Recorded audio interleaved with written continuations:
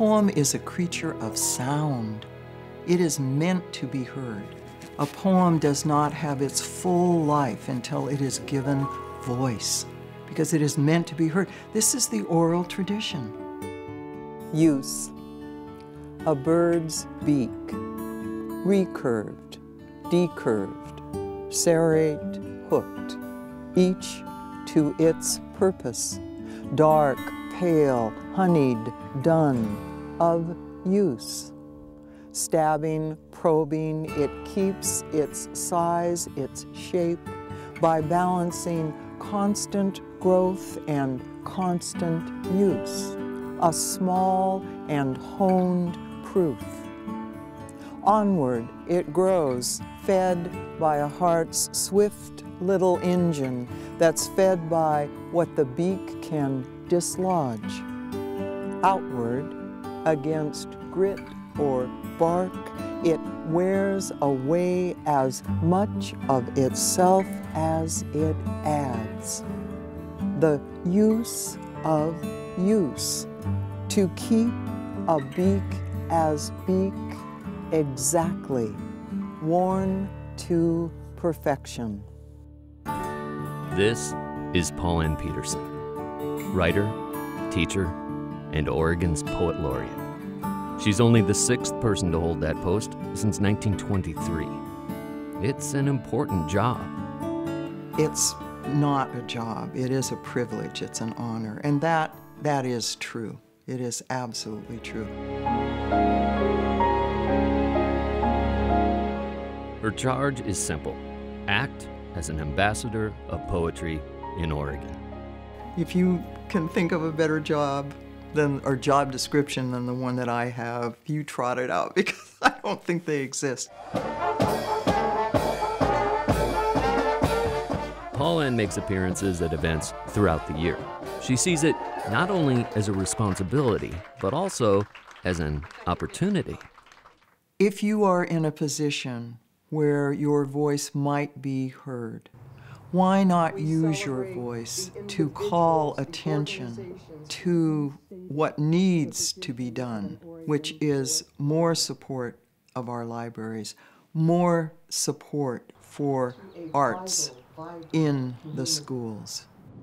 And it's not all wine and cheese gatherings either. Rural outreach is a priority, to get out on the road and share her love for the written word across the state. I have done a fair amount of traveling, that is true. At last count, in my tenure as Oregon Poet Laureate, I have traveled over 17,000 miles. For instance, I'll be going to the Blue Mountain Community College campus in Hermiston.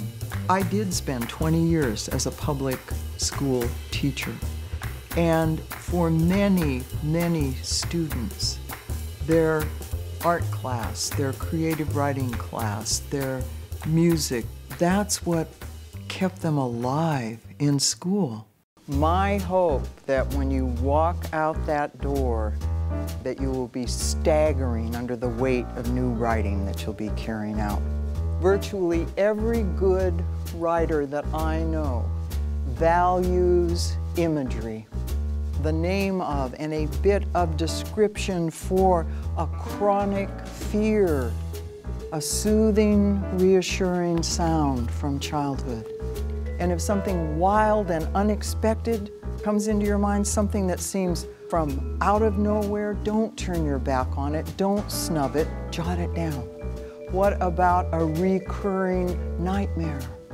Bad dreams. Describe with a little bit of detail, specifics, 3 pieces of furniture.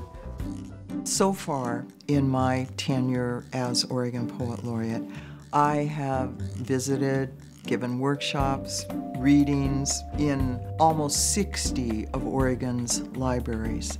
Everywhere I go, the library is literally a hub of the community. What a privilege to be able to go to virtually every corner of Oregon and act as an ambassador for poetry. Doesn't get much better than that. I believe at this point in done events in every county of of Oregon except one. So, and I've got my sights set on that one.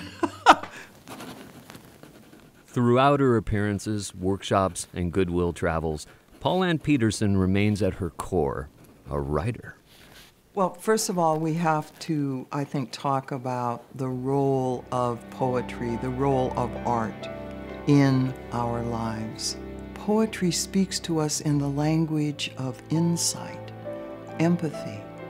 Poetry speaks to us as we are when we are our most creative, attentive, responsive. Now, who doesn't want to be spoken to as a creative, attentive, responsive creature? That is how poetry speaks to us. A sacrament. Become that high priest, the bee. Drone your way from one fragrant temple to another, nosing into each altar. Drink what's divine, and while you're there, let some of the sacred cling to your limbs. Wherever you go, leave a small trail of its golden crumbs. In your wake, the world unfolds its rapture, the fruit of its blooming. Rooms in your house fill with that sweetness your body both makes and eats. She's had a busy tenure, but as long as Paulann Petersen is our poet laureate, she'll continue to be a troubadour for the written word in Oregon. They, with feathers spread blacker than frozen stone, with shoulders already mantled in blood.